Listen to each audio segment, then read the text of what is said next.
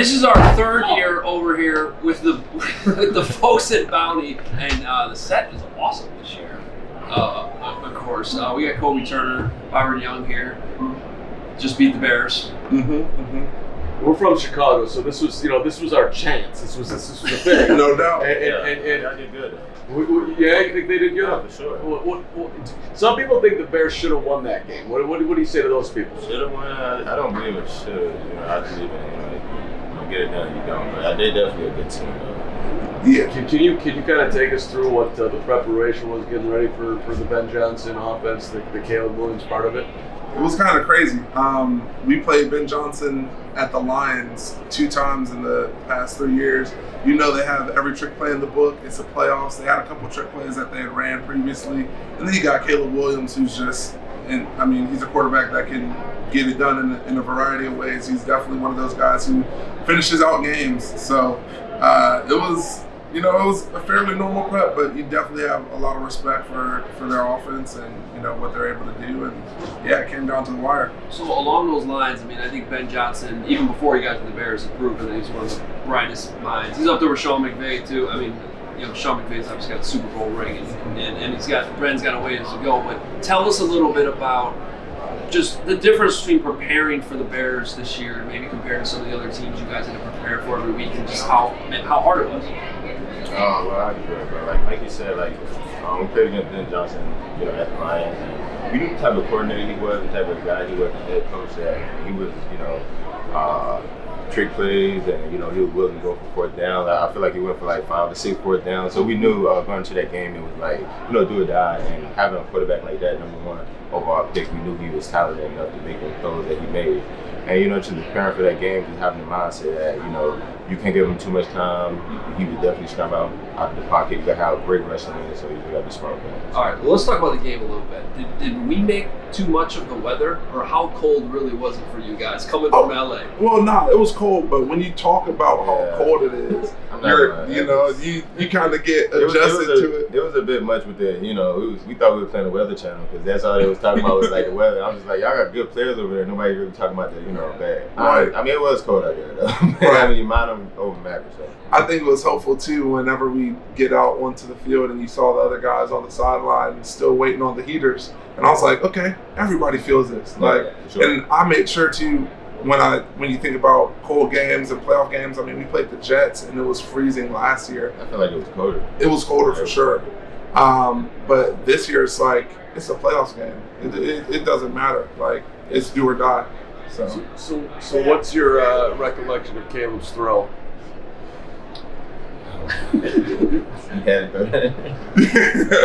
was an incredible pass. He had 3 or 4 guys in his face. I think it was on one leg, and you saw him make those like that before. So it's he was capable of. But that's what I seen. I feel like we did everything we were supposed to do. It just sometimes that's kind of how it goes.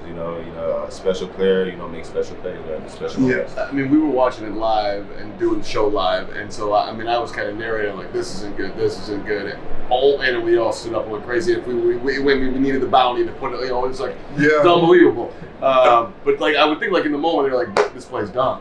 Yeah, we're chasing him down, and he just gets out of the pocket so well. But we had such a good, such a good collapse of the pocket, I guess you could say. There was nowhere for him to go, so he went straight back. So I will say, being there live in person and being on the opposite side of that was the moment where time slows down. You look up, the ball is just in midair, and you're just there's no way this is happening. If I'm at home and I'm a fan and I'm spectating watching it, after that happens to my team, I might go stress eat some wings, might pick up some toilet paper towels, wash my hands off. It might get a little crazy, but to just be there in that moment was crazy, and to have what I will give props to our guys for is to be able to turn that around, go into overtime. We're all tired. It was 4th down. They had driven basically all the way down there, and to reset and regroup after such a big play and figure out a way to win. And I was going to bring that up because, I think everybody in that stadium probably in that moment, you guys are on the road. You talk about adversity, that's a tough spot to be in. I think everybody in that stadium thought the Bears were winning at that point. I think we thought the Bears were winning at that point too. I saw some of the NFL film stuff that came out, and your sideline coaches trying to bring you guys back together to snap back in the game, and you guys did a great job of that. I'm kind of wondering, and I know this is a question you can't answer for sure, but if Ben had decided to go for 2 there, what would the mindset of you guys, like how tough would it have been for you guys if he had gone for 2 in that moment? So I actually don't think that would have been tougher. It would have just been the finality of the play, right? Like they make that play, you reset. I mean, you have no time to think. It's just, all right, it's 50-50 shot. They got to opt to go win it. We got to opt to go win it. I think there's still 18 seconds left. So I'd have been like, Matt might still be able to go and do his thing. But it's more so the finality of the moment. But to have that happen, to tie it up, I mean, personally, I thought they were going to go for 2 as well and try to end the game there just with the momentum that they had. But to have to come off to the sideline and to have to spend time kind of thinking of, wow, like that was a crazy series. Like we had them 4th and whatever, drops back to the 40 and still makes it like we're going to have to really like close this game out. Do you look at it like this could be a Bears-Rams thing here for years to come? Do you even say that team is on the rise up and you expect to be there as well as that? Does that even cross your mind, I guess, with the Bears? Like of all the teams you played this year, like where would you put Chicago, I guess is the question. Or like rank them? Yeah. Definitely up there for sure. Like, they beat Green Bay, they came back in that game, and like I said, they got a really special group, and they're doing a lot of good things over there. They got a really good coach, quarterback, O-line, great skill players, good running backs. So it's like, there's no reason for them not go back there next year. So I definitely could see them, being back and us playing them again at some point. I was just kind of speculating because with the weather, maybe it might have leveled things out a little bit. I don't know if you look at it like that. If that's on a neutral field and your offense gets going more, perhaps you're nodding your head maybe. I'm always a component of, everyone has to play in the same weather. Okay. So it doesn't, that doesn't really matter all that much. I mean, I'm sure, things are more normal, or you don't have to think as a play caller or whatever about, okay, the ball is wet or it's snowing or it's slippery, stuff like that. Like guys getting out of their breaks and whatnot. I mean, I'm sure you don't have to think about that all that much, but they're definitely up there, and they're one of those scarier teams to play when it really matters.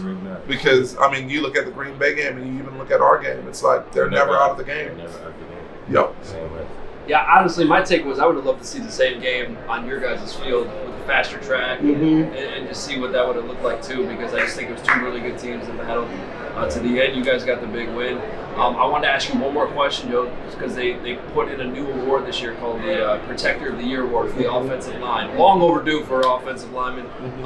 Joe Thuney's up for that award. What's it like preparing for? He's one of the, just the biggest professionals, I think, in the NFL right now, possibly going to the Hall of Fame. What was it like going up against Joe Thuney, and what do you think about his candidacy for that award? I did a full write-up, was fully prepared for him to play guard. And then as you get to I remember Friday night, we were talking about the possibility of that happening, and then Saturday in the morning, it was like he's going to be there. He's going to be there. So that's always one of those wild cards whenever you have guys moving to different positions, because the things that you study, their body works differently in different positions. And then even having McFadden being able to hop in that guard, I mean, he's going to have tape since, 23? I think it might have been. A while. Yeah. So it's like to go into a game knowing that you're super prepared and you've seen the picture, you know how their body's going to move. And then, at the last second for that to flip up, and now you're going up against somebody who's different, who may be better, who may be worse, but it's more of that unknown factor was interesting. So let's just wrap this up. I mean, you can't have football without wings. You can't have wings without Bounty. Bounty's every year. Bounty's the greatest. What's the best marketing promotion that's here at the Super Bowl? Well, every year, Mike. Just feeding everybody and making you clean at the same time, and then going viral with this with Jackson Smith the Jig with a couple of years back. Bounty, we always love you. But how do you guys sit there and not eat this stuff? And by the way, you're all over this. I mean, this is like the partnership to have. Look at you guys. But definitely. I mean, it'd be hard not to eat that, honestly. But I always kind of, you ask me questions, and get my hands a little messy. But that's what bounty is here for. But no, I definitely wanted to get a wing. I'm gonna get one. I'm gonna get one a little bit. I grab one, but I've already had so many. So I know. I've had a good little bit. I'll do the combo here. Yeah. Is that ranch or is that blue cheese? That one looks like ranch. It does look like you did ranch. that in the ranch.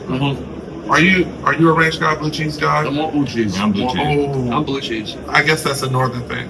Or I guess middle. What would you consider Chicago? Kobie, you got the voice. Have you come up with a song for bounty yet? I have not. I gotta work with that. I mean, apparently jingles are going around nowadays. Yeah, you need to go and do a song. That'd be tough.